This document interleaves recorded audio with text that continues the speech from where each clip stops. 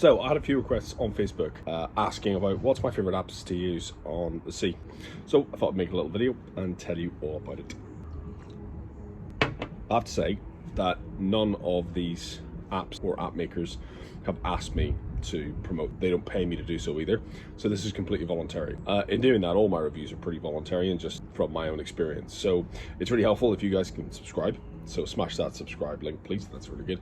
Or even better, if you can like the video, comment, tell me your favorite apps. That'd be great to know. So my first favorite app that I really like is an app called Windy. And unsurprisingly, it's a weather app. So when planning a trip, I want to try and make sure that I have all the right information, things like swell and swell timings and height and so forth. It's really important, but really difficult to find. Some people will use another app called Magic Seaweed, which is another really good app, but it tends to focus in on surf areas only. Whereas with Windy, you can get it for specific areas especially if you subscribe to the Pro package. Not saying you should. The Pro package gives you an hour of window each time, so you get hourly updates on the weather, whereas the free package gives you 3 hours, which is quite a big window. So if you're planning a trip, Windy on the Pro package is really quite helpful. You get lots of different types of maps, lots of different types of information. It's not really intuitive. That's the only problem with it. So you need to go and invest some time reading up about it and finding out about the different maps or the different types of wind that they're predicting. Some of it's made for people who go, paragliding and so forth. So it does give higher wind counts, but if you want something closer to the shore, it just gives that as its basic, and then you can adapt from there. It does give readings on pressure, and I think probably the only thing that can be improved is if it had another map of the synoptic charts that you could use to sort of match up and plan a little bit better for long-term trips rather than sort of short-term trip planning. So yeah, Windy. Download. So another one of my favorite apps is unsurprisingly a map reading app. Well, actually not really map reading, but chart reading. This app, which is called Imre Navigator, is probably one of the best map reading apps. Lots of people use different things and they're all really good in their way. I find that cost-wise, Imre is cheaper. If you buy, for instance, the whole of Northern Ireland, in that North Sea passage, you get loads of charts. To quite good detail, so you're able to then navigate features on the coastline. It matches up pretty well. It works pretty well with other map reading software such as OS Maps. My only complaint is the cost. It's pretty expensive, and if you're kayaking in lots of different places or sailing in different places, you've got to buy a whole suite of charts. It's not very cost effective. That's my only complaint. It gives pretty good GPS, so it does lock you down on the charts. It even plots a course depending on which way you orientate your telephone, but it can be a little tricky to use. I always carry paper maps and charts when I'm out kayaking, specifically because I want to always have that fallback. But when you're wanting to pull it out just to check a feature or check a drying height as the tide changes, especially if you're expeditioning, it can be a real hassle. So having it on the phone, you can just pull out your BA and just have a quick look and go, right, okay, that's what's going on. That's totally fine. Also, if you want to check where you are on a coastline, get a bearing. If you've taken a bearing and you want to double check it, maybe you've triangulated your position and got yourself a running fix and you're like, I just want to double check. It's a great option because you've got that GPS and course tracker, so you can always check that you're where you think you are, which is cool.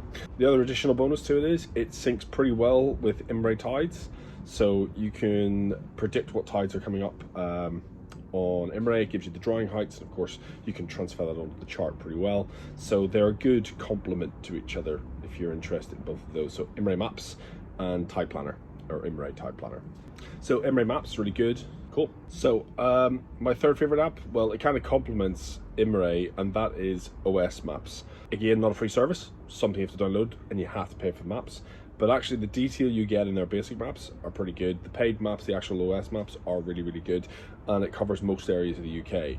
But a word of warning, if you're in Northern Ireland, it doesn't work, so you don't get the OS Maps. It's all to do with OS Maps NI and OS Maps UK. They don't quite click. They're not the same service, so therefore they don't share information. So on that app, it kind of shows a blank spot for Northern Ireland. But if you're navigating places like Anglesey, or you're heading off to do the Summer Isles, It gives really, really good detail, and you can actually pin down to those areas where the maps that you need, and it matches up to the maps that you buy. Even better, if you have a whole selection of OS maps hidden away, you usually find there's a little barcode on there. Because you bought the map, you get the digital version, so you can actually scan that, and that transfers across. You don't have to go and buy a second map. You'll already get the digital version free on the phone. So a really worthwhile app to have. GPS on it is not the greatest. It could be better, but actually it is actually quite a nice app to use. So OS Maps, go download. Another app recommendation. I find myself often journeying into kind of unknowns, and whether it's I've gone past the tidal gate and then I've got to land and wait for that to change, or whether it's I'm stuck on an island because the weather's hemmed me in, or my group's tired and we're just going to wait till everyone gets their energy back. You could be sitting about with sea kayaking for some time. So I downloaded this fun little app called Kayak. It's actually pretty fun. It's like a cross your road type game, and you just end up mashing the screen loads, and it really does pass the time because you really want to beat your high score every time. It's really simple, really quite interesting, but it looks boring at first, but actually after an hour you're like, oh my goodness, did I spend an hour just playing that? Oh my god. So it's a really good way of keeping yourself occupied in those layups if you need it. So yeah, Kayak, worth a download. Yeah, so another app recommendation, and this one's a doozy. It's called GoPaddling, and it's made by the American Canoe Association, ACA. Gives you a lovely little warning about wearing a life jacket at the beginning, which is cool. But actually the app itself is brilliant, especially if you're a leader or if you're somebody who takes paddles out commercially. It actually allows you to come up with a trip plan really easily. It gives you loggable ports, and you can also add extra ports to that and talk about facilities and so forth. But it gives you the option of sort of planning a trip and then publishing that plan and sending it to members of the group. So if you've got yourself a nice clear plan that you know you want to follow, you want to send it out to everyone and you want to make it understandable, then it just plots it for you. I think it's pretty genius actually. I've used it a few times, and it takes a little bit of getting used to how you log things, but it's actually really helpful. It saves me a lot of work because I'm able then to do all the calculations with within the actual app, print it off. Yeah, you can send it to yourself, which adds into your PDF. I even just take screenshots from the phone and add it into my actual trip planning documents, and then I can also send that out to people as well as my land-based contacts. So as an app, I think it's pretty useful. It probably has a little bit more development going on in it to make it even better, but actually at the moment it's quite involved, but a really good trip planning app. So worthwhile. GoPaddling, go download it. So down to my final app, and this one's really good. A few years ago I was working for a shop called Above and Below in North London, and we used to run little paddle trips out and along the Lee Valley canals, and there's a gentleman who came and joined us from this company telling us all about this app he'd made, and on a paddleboard of course, and he was really cool, but I wasn't quite interested in the app at the time. I never really paid it any heed and sort of let it go, and here we are a few years later. I downloaded it and I think this is the best app I've seen for a very long time, and this app is called PaddleVlog. Why is it so good? Really, its simplicity makes it perfect. If you're kind of a paddler that likes to log your paddles and go out and effortlessly paddle around and then come back and be able to look back at what you've done, PaddleVlogger's kind of perfect. You can set it so that you get on the water, you set it to log, and it'll just track you the whole way. You've always got your phone with you anyway, no need for a Garmin. I do use a Garmin and I do like it, but I found PaddleVlogger to be a great little backup to that. But the best feature in PaddleVlogger, apart from being able to log all of your paddles and be able to look back, is the fact that you can actually set a certain amount of time. So if you're going out solo, and some people in paddleboards do, and you're not back within 2 hours, you can set your phone to alert somebody. So it actually does it through the app to actually alert others. I will be back within 2 hours if I'm not call this person. So it does raise the alarm for you. It's like a mini PLB within a phone, which is really quite cool. And I think it's probably one of the best parts of it. And the best thing about this app as well is that it gives you little race aims. So you can say like, I'm going to race a kilometer. So you start it and it covers and monitors your speed and how long you've completed it for and ranks you, so you can see how fast you've gone. So it's almost like a little fitness tracker as well, which is really quite cool. if you're into a little bit of paddleboard racing. But you can do it, of course, with sea paddling and whitewater paddling and so forth, or marathon paddling on rivers.